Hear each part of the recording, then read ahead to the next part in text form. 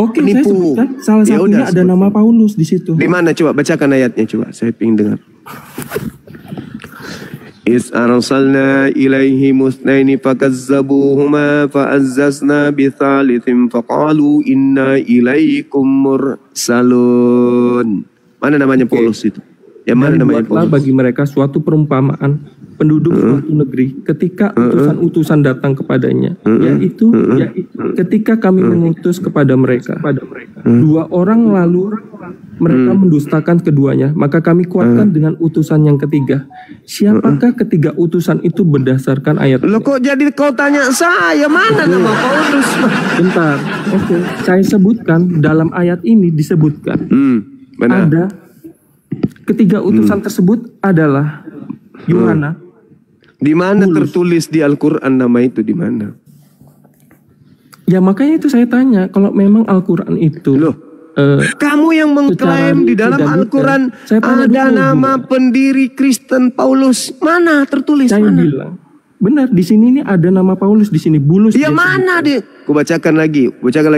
Is arzalna ilaihi musnaini fakazzabuhuma fa'azzatna bithalithin faqalu inna ilaikum mursalun. Mana namanya Paulus di situ? Oke, memang tidak disebutkan dalam ayat itu. Ya. Begini dia. Oke. Siapa yang Udah, bisa udah, memberikan kembali ke saya tema, tahu kembali ke arti tema. dari tiga utusan ini siapa aja namanya? Penyembah Kristus, kembali ke tema. Jangan kau mengibul di sini. Jangan kau mengibul. Bro, kalau kau takut, kenapa kau tidak bilang aja? Gitu loh, cuma bilang. Udah kau turun bahwa kau utusan gitu, tiga kau- itu. Oke, berdasarkan ayat itu.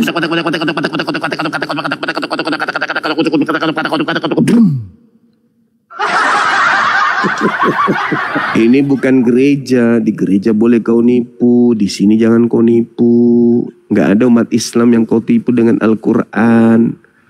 Jangan kayak gitulah saudara. Jangan terlalu memperlihatkan sisi kebenaran Al-Quran. Jangan. Ya, innalladzina kafaru min ahlil kitabi wal musyrikina fi nari jahannam. Kenapa bisa demikian? Yukhadi'una Allah walladzina amanu wa ma yakhda'una illa anfusahum wa ma yash'urun. Orang kafir itu ingin menipu Allah, ingin menipu orang-orang beriman, tetapi sesungguhnya mereka menipu diri mereka sendiri. Kalian tidak bisa nipu kami, nggak bisa. Kamu menjelaskan Al-Quran, kau cuma menipu diri kalian. Kasihan kami sama kalian. Mending bahas ini. Penyesat setelah Yesus itu siapa? Kenapa lari ke Al-Quran surah Yasin? Penyesat yang datang setelah Yesus siapa? Apakah Nabi Muhammad? Tunjukkan data. Itu aja. Kok larinya kemana-mana? Sederhana kok itu untuk menjadi waras teman-teman. Jangan sombong terhadap kebenaran. Kalau Nabi Muhammad itu penyesatnya, tunjukkan datanya. Tertulis di mana? Apakah Nabi Muhammad pernah datang kepada murid Yesus di abad pertama? Kan tidak pernah. Lalu siapa? Nah ini kami hadir untuk membahas ini untuk menolong kalian. Bukan untuk menista, bukan untuk menghujat. Maka sejatinya kedepankan kejujuran, jangan kebohongan. Yesus mengatakan, waspadalah kepada penyesat, waspadalah kepada nabi-nabi palsu yang datang kepada kamu. Kamu di situ siapa?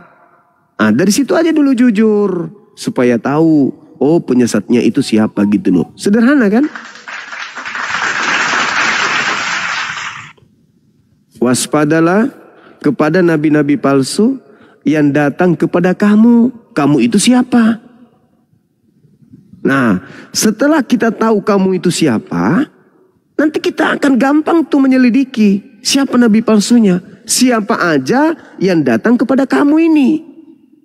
Apakah Nabi Muhammad pernah datang di abad pertama di kamu, ke kamu? Gak pernah. Lolos nabiku kan? Alhamdulillah. Lalu siapa yang pergi ke kamu, murid Yesus? Ayo, itulah dia nabi palsunya. Sederhana kawan, sederhana. Tetapi karena kalian justru membenarkan kata Al-Quran, wa ikhwanuhum yamuddunahum fil ghayyi tsumma la yukasirun, maka perdebatan makin panjang. Kenapa? Karena Al-Quran ingin menorehkan kebenarannya. Wahai umat Islam, tengoklah mereka, saudara-saudaranya iblis itu. Mereka akan membantu iblis untuk menyesatkan manusia. Ya buktinya, Anda melilit lidah Anda kemudian keluar dari konteks dalil. Waspadalah kepada nabi-nabi palsu yang datang kepada kamu. Kamu itu siapa di situ? Dari situ aja ketahuan kebenaran Al-Quran bahwa kalian akan menolong iblis. Membantu iblis.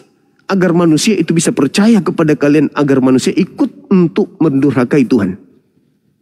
Itu. Kami datang di sini untuk menolong kalian. Semoga saudara-saudara paham. Silakan. Oke, ada 3 ya. Mungkin bisa dinaikkan satu lagi, Bro Goldian.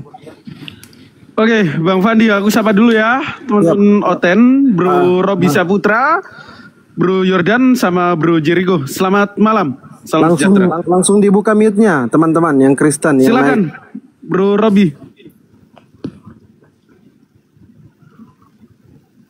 Oke, tumbang satu. Bro Jericho, silakan. Gelombang kedua ya. Lanjut, Bang Jericho. Malam Bang Juma. Malam ya, saudara. Malam. Kristen Bang. Malam Bang Juma. Malam. Ya. Oke, Bang Robi Saputra ngomong Bang. Kristen atau Muslim agamanya? Oke, kita turunkan. Mungkin Muslim terpencet. Oke, Bro Jerry, selamat malam, Bro Jerry. Kristen beliau. Kristen ya. Malam Pak, malam. Silakan Pak Bisa Jericho. aku bertanya? Iya. Sesuai topik malam, ya. Bang Juma. Oke. Malam, suara saya kedengaran. Suara kedengaran Gurunda. Kalau saya jawab di luar topik dulu bisa ndak? Mohon maaf. Kita edukasi Bang, tapi silakan aja Anda bernarasi. Oke, makasih Bang Juma atas kesempatannya. Jadi saya mohon maaf dulu karena isu yang saya dengar ini yang terjadi di media sosial ini khususnya air kencing unta itu kok diminum. Nah, saya mohon data atau rekomendasi perkataan yang jelas dari kubu saudara kita Muslim untuk menjelaskan itu. Saya tidak mau menghujat atau mengapa, tetapi saya ingin tahu kebenaran tujuannya itu apa sih sebenarnya. Itu dulu mungkin yang bisa saya sampaikan Bang Juma. Mohon maaf kalau memang ada. Baik Bang. Jadi kalau berbicara mengenai kisah tersebut, itu bercerita temporer. Ketika ada seorang yang datang kepada Nabi Muhammad masuk kemudian di kota, orang itu datang dari jauh, kemudian dia tidak cocok dengan cuaca yang ada di sana, kemudian beliau sakit orang tersebut. Di situ belum ada rumah sakit, di sana nggak ada klinik, nggak ada apotik dan seterusnya. Orang itu datang kepada beliau, sakit beliau orang itu. Maka diperintahkan kemudian, silakan kau pergi ke sipulan, minta kemudian susu dan kencing ontanya, minum. Apa yang terjadi? Sembuh. Hebat bukan? Setelah orang itu sembuh, apa yang terjadi? Orang itu membunuh, merampok daripada orang yang memberi bantuan kepadanya. Itu berlaku hanya untuk orang tersebut. Bukan berlaku seperti yang Anda pikirkan. Bahwa kami umat Islam disuruh minum kencing onta. Enggak. Ingat Bang, waktu itu nggak ada apotek, nggak ada rumah sakit. Dan itu sugestinya orang tersebut sembuh. Itu yang disebut mujizat bukan? Nah kalaupun hari ini ada orang yang mau minum kencing onta, silakan aja. Tapi kan gak ada perintahnya. Perintah itu hanya datang kepada oknum yang tadi. Bukan datang kepada seluruh umat Islam atau seluruh manusia. Dan meskipun demikian silakan Anda cari di Google. Apakah secara ilmiah, secara sains, secara ilmu kedokteran ada manfaat dari kencing onta itu? Ternyata ditemukan mampu membunuh racun-racun kanker, penyakit-penyakit kronis. Itu manfaatnya. Tapi itu bukan berarti diperintahkan kepada kami untuk minum itu. Nah sekarang, kalau pertanyaan seperti ini diajukan kepada umat Islam dan itu dianggap sesuatu yang error, tidak masuk akal, lalu bagaimana dengan Yehezkiel 4 nomor 12 Pak? Yeskil 4 nomor 12, kitab yang Anda gunakan ada perintahnya, ambillah roti itu, bakarlah di atas tai kering.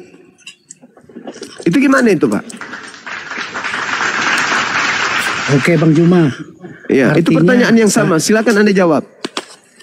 Iya, artinya dari yang disampaikan, yang sebenarnya asal usulnya air unta diminum, oke, saya sudah bisa untuk mengerti. Sama aja 3 tahun yang lalu pada saat saya di hutan, tiba-tiba saya merasakan sakit gigi. Ada teman yang sampaikan ke saya, coba kamu kencing, minum air kencingmu. Aku dulu pakai begitu, sakit gigiku hilang. Nah, ternyata pas kukumur setengah jam kemudian itu langsung hilang. Nah, jadi memang masuk di akal.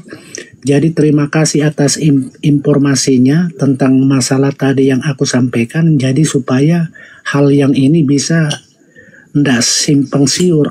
Asal mulanya air kencing unta itu diwajibkan atau tidak diwajibkan. Ternyata Bang Suma bilang memang kondisi saat itu tidak ada dokter apapun. Cuma ada informasi bahwa kencing unta bisa untuk menyembuhkan. Ternyata dilakukan. Memang bisa, sembuh. tapi itu bukan dari kewajiban. Betul. Ya, betul. Nah, sekarang Bang Juma kalau mau nanya ke saya bisa, Bang. Jadi kita edukasi aja ini. Iya.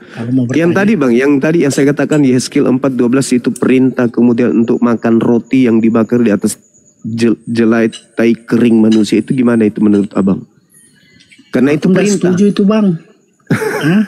Biar perintah, aku nggak setuju. Itu. Yang namanya tai itu gimana, Mas? Bagaimana? Ya. Aku nggak setuju itu. Yang lain aja, Bang.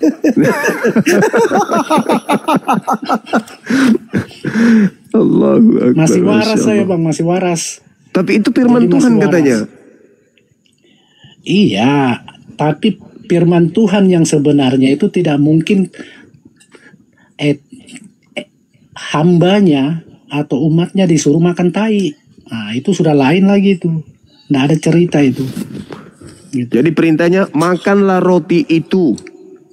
Jadi perintahnya makan. Yang bundar dan engkau harus membakarnya di atas tai kering manusia. Kalau rotinya saya mau makan, Bang Juma, tetapi kalau bercampur tai itu rotinya saya tidak akan makan. Walaupun itu perintah.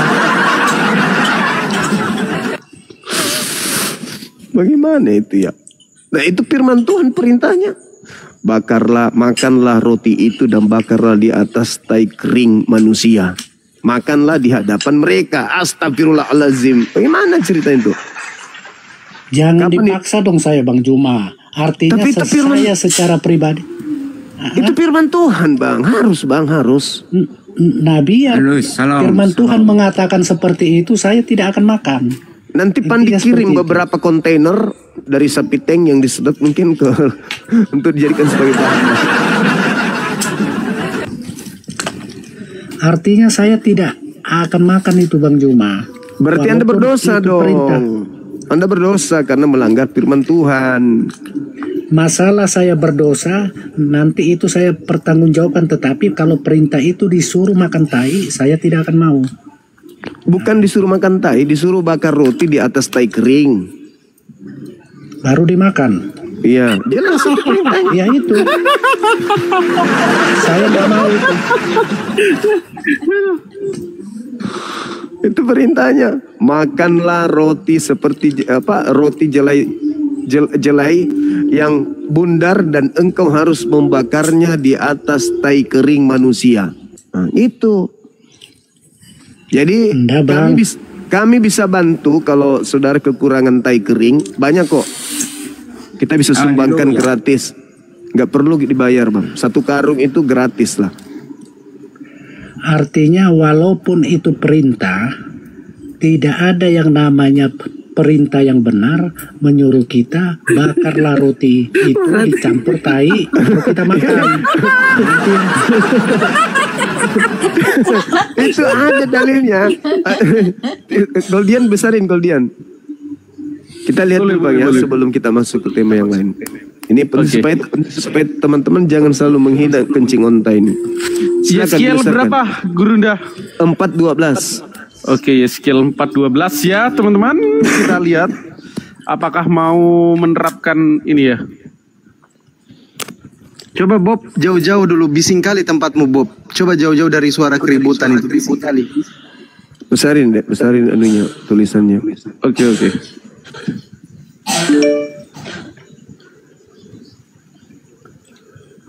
Silahkan teman-teman Kristen. Salah nggak saya? Makanlah roti itu seperti roti jelai yang bundar dan engkau harus membakarnya di atas kotoran manusia yang sudah kering di hadapan mereka. Coba lihat itu Bang. Waduh. Iya. Artinya itu Bang Suma, secara saya pribadi, walaupun itu perintah, itu tidak akan kumakan. Alasannya? Ya, alasannya itu sudah salah gitu loh. Tuhan Saya salah tidak berarti. Hah? Tuhan salah. Saya tidak menjas Tuhan salah kalau Tuhan itu tidak pernah salah. Artinya Ini perintahnya kata-kata makan itu yang tai. buat. Iya, yang saya tidak mau, yang saya tahu Tuhan Maha Pencipta itu tidak pernah akan memerintahkan umatnya atau hambanya untuk makan itu. Nah itu. Jadi kenapa ada perintah? Makanlah roti itu.